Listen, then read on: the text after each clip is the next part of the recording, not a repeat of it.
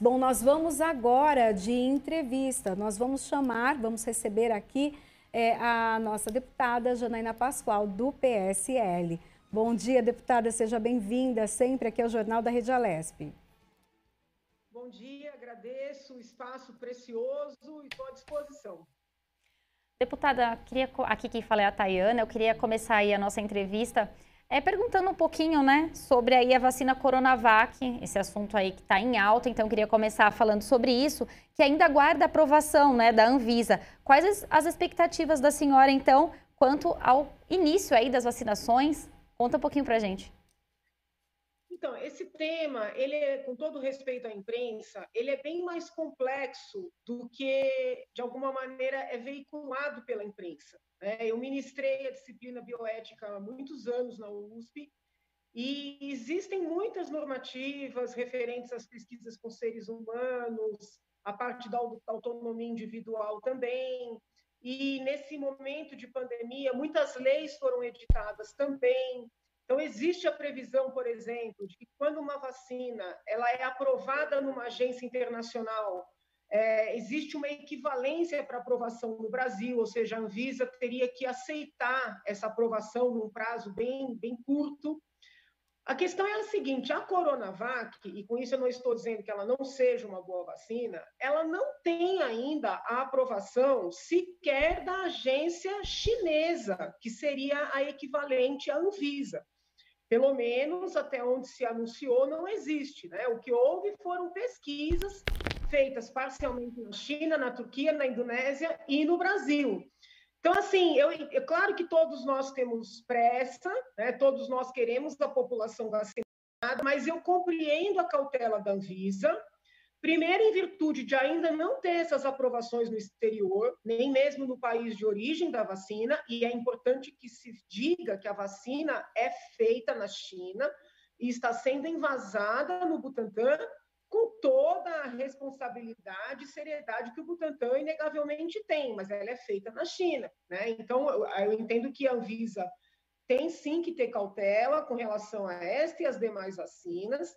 Então, esse é um primeiro ponto. E uma segunda questão é que essas idas e vindas, né, do próprio Butantan com relação às taxas de eficácia, elas acabaram gerando alguma desconfiança ou alguma insegurança, reforçando a necessidade de cautela por parte da Anvisa, né? Porque num primeiro momento se anunciou entre 78% e 100%, depois, por força das pressões, entre aspas, né, baixou para 50%, existem teóricos e técnicos fazendo uma conta de 49%, que seria inferior à exigência da OMS. A própria OMS, e isso eu li na imprensa internacional, solicitou os estudos do Butantan, os estudos da Turquia, da Indonésia, porque chegaram a conclusões diferentes para compreender os critérios adotados e os porquês das divergências. Eu até já escrevi nas minhas redes que eu entendo que o fato do Butantan ter chegado a resultados menores do que o esperado para mim, reforça a seriedade do Instituto, né, porque seria interessante, vamos dizer assim, anunciar, né, algo muito milagroso, e eles foram muito responsáveis. Talvez tenham errado nessas idas e vindas, mas o Instituto vem sofrendo pressão política, né? Eu entendo aqui, sei da boa vontade do governador, mas entendo que ele errou em politizar muito a questão. Com isso, não digo que o presidente não tenha politizado, mas o governador também politizou, abraçou uma vacina que vem sendo invasada por uma instituição como se fosse uma vacina de governo, né?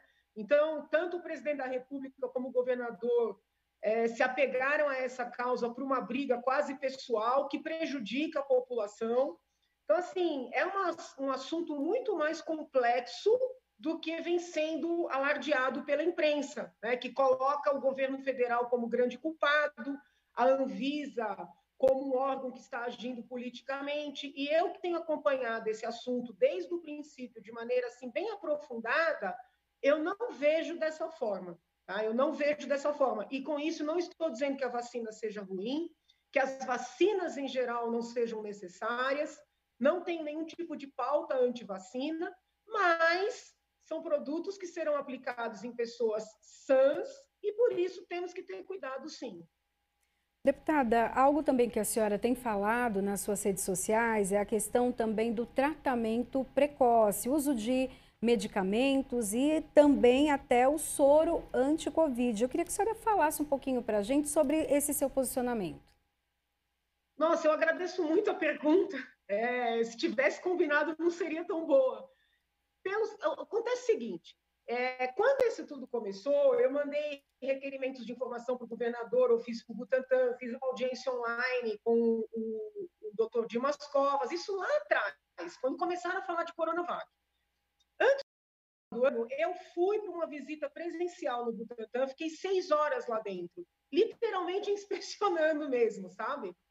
E eu descobri, tanto na reunião administrativa que fiz com a diretoria e com a presidência do Butantan, como nas reuniões que fiz com os cientistas, que o Butantan desenvolveu um soro, na mesma tecnologia do soro antiofídico, que é, assim, reconhecido na América Latina inteira, né? Nós somos referência na sorologia antiofídica, e o Butantan desenvolveu um soro.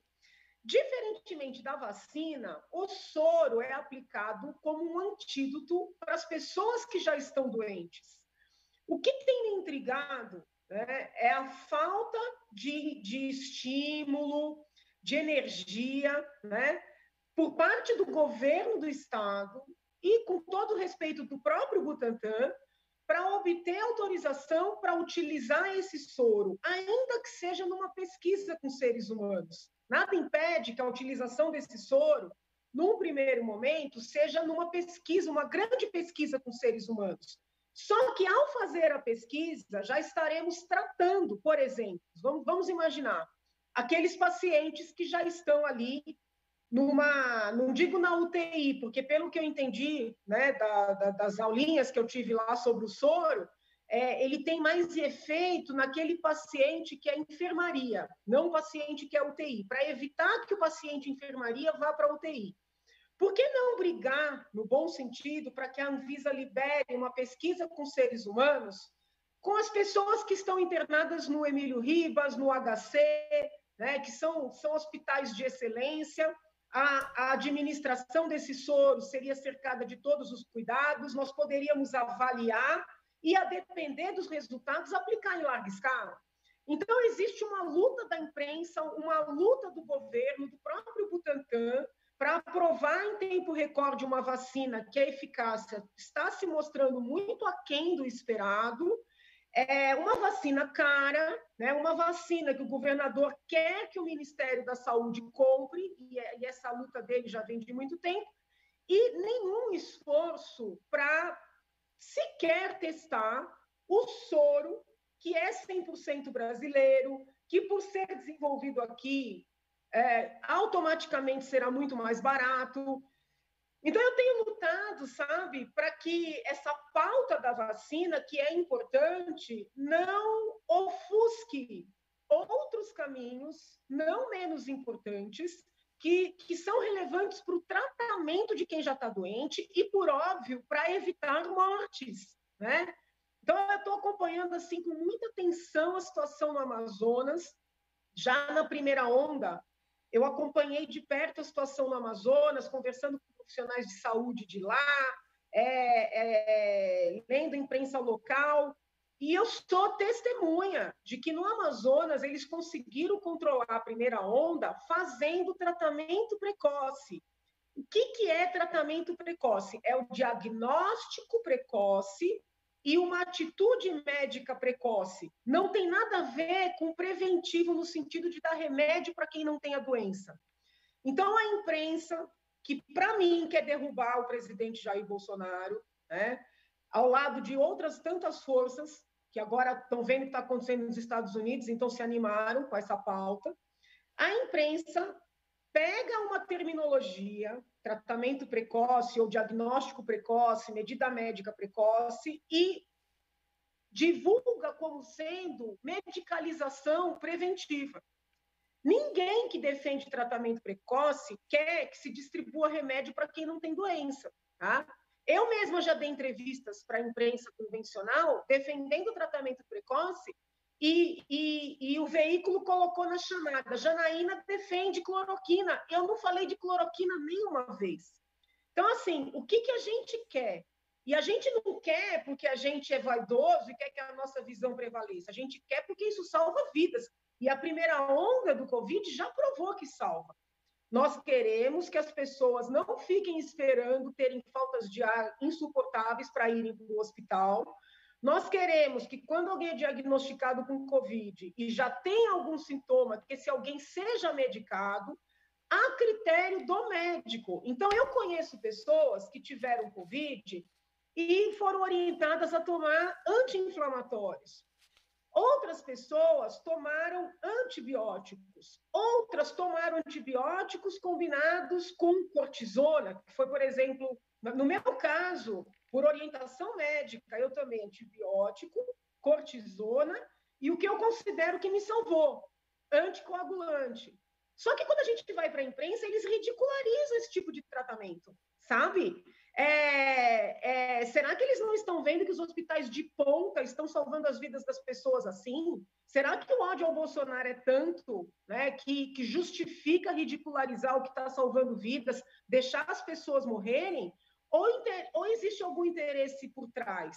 Né? Porque quanto mais gente morrer, mais a pauta da vacina ganha força, as vacinas são caras, né? Muitos laboratórios vão fornecer essas vacinas. Então, assim, por mais que eu seja defensora das vacinas, eu não posso fechar os olhos para uma realidade de interesse comercial.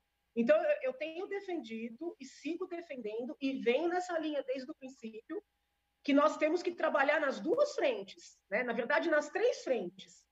Cuidar, então evitar aglomeração, usar máscara quando estiver num ambiente com outras pessoas, usar o álcool gel, não fazer cerimônias, eventos desnecessários, tá? Então, eu tenho sido bem responsável nisso. Vamos brigar pelas vacinas, fazendo os estudos necessários, né, com a cautela necessária, mas não vamos abandonar as muitas formas de tratamento que já se mostraram eficazes. Ah, mas a academia não concluiu que isso cura a Covid. Espera lá. O fato de não ter um remédio contra a Covid não pode permitir que você não trate uma pneumonia causada pela Covid, entendeu? Porque as pessoas confundem isso, né? Os jornalistas adoram dizer, mas o ministro não é médico, só que os jornalistas também não são. Compraram uma pauta ideologizada, né, de quem quer derrubar o Bolsonaro e estão prejudicando a população. Muitos médicos que acreditam na necessidade de medicar no início do diagnóstico da Covid estão com medo de medicar por causa do policiamento. Eu entendo que fere a ética médica o médico a medicar, mas também fere a ética médica proibir um médico de medicar, sabe? Então, o que está acontecendo é muito grave, estou preocupadíssima, sobretudo com o Amazonas. Eu ainda não comecei a receber, graças a Deus, né? E aí, por justiça, faço esse registro, reclamações de falta de atendimento no estado de São Paulo. Estou acompanhando os números de perto. Não vejo que São Paulo esteja numa situação assim de limite, né? De preocupante a ponto de justificar um fechamento total. Por outro lado, gostaria que o governador, os prefeitos, o presidente, que eles já anunciassem o cancelamento do carnaval. Não acho prudente, nem justo, nem inteligente esperar chegar na véspera, né, onde as pessoas já planejaram viagens, onde os bloquinhos já fizeram fantasias para dizer que está cancelado e dizer que vai pôr polícia na rua ou fiscal. Vamos dar exemplo, né? Vamos cancelar o carnaval já, né? Tomar as medidas de responsabilidade, até para que nós possamos permitir que a economia siga funcionando, né? Porque isso tem a ver com empregos, tem a ver com saúde também, com alimentação, permitir que as crianças voltem às aulas, porque também tem a ver com saúde mental. Então, assim, a gente tem que ser um povo mais evoluído, né? Menos farra, menos festa, mais trabalho, mais responsabilidade, mais análise ponderada dessa situação que é complexa. Agora, deputada, a senhora tocou até nesse ponto que eu ia até questionar, quanto à questão do carnaval, né? O ministro, ele declarou que apesar das comemorações carnavalescas estarem suspensas, o feriado do carnaval será mantido. O que você acha sobre isso? E também com relação, né, às festividades, a senhora também acabou de citar, que a população vem fazendo ainda assim. A gente viu isso no próprio final de ano, e eu queria que a senhora falasse, então, com relação ao que a população vai fazer com esse feriado, embora a comemoração esteja suspensa. Mas eu não achei que ficou tão claro. Tá? Tá suspensa. Tá proibido o bloquinho? Vai ter desfiles? Estão proibidos os desfiles? Eu acho que tem que ser uma coisa muito mais clara do que foi, entendeu? Eu mesma, que sou uma pessoa informada, não estou assim tão convicta de que eles cancelaram mesmo. Eu acho que isso aí tem que ser mais claro. Quando o governador, na véspera das festas de Natal e do Ano Novo, determinou o fechamento do comércio, por exemplo, na capital, o que ele conseguiu? Que muitas pessoas que trabalhariam, manteriam sua rotina, por exemplo, numa cidade que fica mais vazia nessa época, que é São Paulo, fossem para a praia. Então, no lugar de uma medida teoricamente preventiva gerar menos aglomeração, a medida gerou mais aglomeração. Se você lembrar, quando nós votamos, lembra aqueles feriados, antecipar feriados, que eu passei a madrugada falando contra? Por quê? Porque se você cria um feriado de 5 dias, automaticamente as pessoas vão querer viajar, cada uma dentro das suas possibilidades, entendeu? Aí vão tumultuar o interior, vão tumultuar a praia, né? Então, assim, eu entendo que tinha que cancelar, né? Na minha visão, tinha que cancelar, só que tinha que cancelar já, e não deixar para falar na véspera, porque na véspera gera muita indignação, gera muita revolta, né? Gera desorganização, prejudica outras regiões. Então, assim, está faltando organização. Deputada, há pouco nós entrevistamos uma pesquisadora da USP que falava ali desses caminhos, né, de entrada do vírus, como então o organismo pode se proteger contra ele. A senhora falou também desse tratamento precoce. Os estudos eles têm avançado e a ciência tem mostrado, principalmente aqui no estado de São Paulo, o quanto é importante, o quanto os pesquisadores, a senhora também, né, é pesquisadora dentro da sua área. Eu queria que a senhora falasse um pouco, porque por muitos anos essa área foi desvalorizada, né? E alguns desmontes, inclusive, foram ali já direcionados. Eu queria que a senhora falasse sobre a pesquisa, o quanto ela é importante e, nesse momento de pandemia, essencial. Então, eu sou uma defensora da pesquisa, né? Eu sou professora universitária, nós temos vários papéis na universidade, um dos que eu mais gosto é a orientação de pesquisa.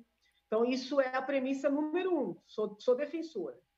Só que eu tenho que testemunhar, né, sobretudo nas áreas mais humanas e até na área de saúde, que houve uma captura da pesquisa pela ideologia esquerdista. Então, os números são muito manipulados, as conclusões são muito ideologizadas, mesmo as bolsas são muito concedidas para aquelas pessoas que pensam, né, como as cúpulas. Então, assim, é importante a pesquisa, só tem que tomar cuidado do que a gente está chamando de ciência, né? Porque a comunidade acadêmica, em especial nas áreas humanas, mas muito na área de saúde também, muitas vezes só considera ciência o trabalho, né, com metodologia científica, mas que conclui da maneira que se quer que conclua. Vou te dar um exemplo da minha faculdade, que é o Direito. Eu perdi a conta do número de trabalhos acadêmicos defendendo legalização do aborto, legalização da venda de drogas, e esse tipo de pauta com bolsa, trabalhos repetitivos, né, trabalhos sem inovação, ou seja, jogando dinheiro público fora. Porque você ter tantos trabalhos com as mesmas pautas, com as mesmas conclusões, deixa de ser científica, pesquisa, e passa a ser criação de um exército, entendeu? Com gasto de dinheiro público. E quando vem um trabalho numa linha que desagrada, aí as pessoas chamam de acientífico, tá? Então, assim, eu acho que a gente chegou num momento não só de defender a ciência, né? Não, olha, vai tirar verba da FAPESP, vai tirar verba das universidades públicas, mas ter a coragem de discutir um pouco o papel dessas universidades, né? Os critérios para a concessão dessas bolsas. Né? Só de eu falar nisso, o povo vai se arrepiar. Mas é o seguinte, o dinheiro público ele é limitado, sabe? O impacto de uma pesquisa para desenvolvimento de um fármaco, desenvolvimento de uma vacina, verificação do impacto de um procedimento de tratamento, né?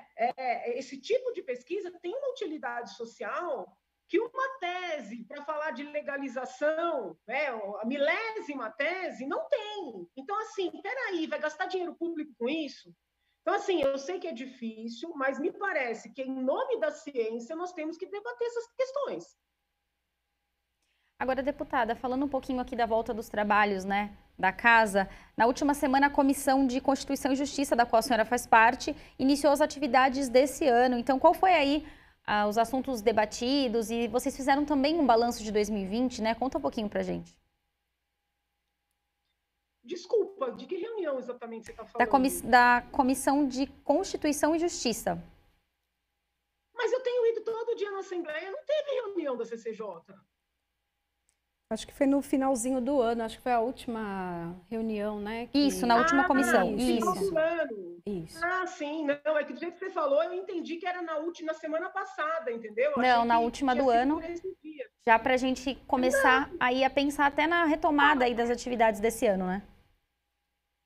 Houve lá na verdade, assim, não vou lembrar dos detalhes do que foi debatido, né? Houve uma pauta,